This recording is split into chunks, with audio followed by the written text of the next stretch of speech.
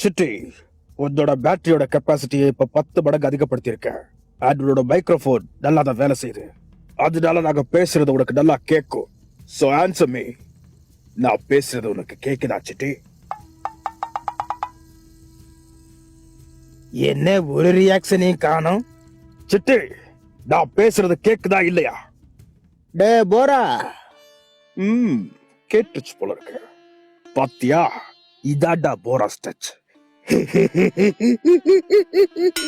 பார்க்கத்தானே போறேன்.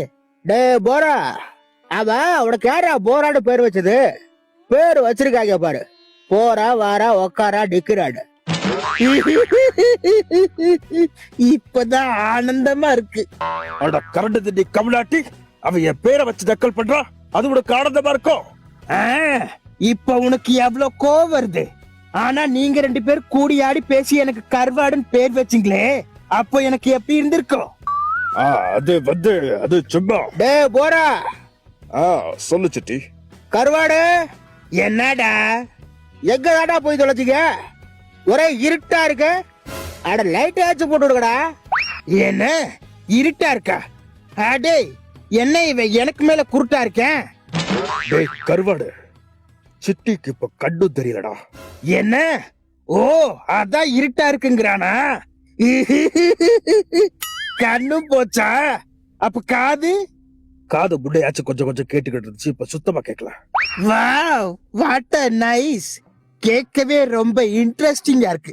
இல்ல இல்ல இல்ல, இன்ட்ரெஸ்டிங். டேய், என்ன கலாய்க்கிறியா?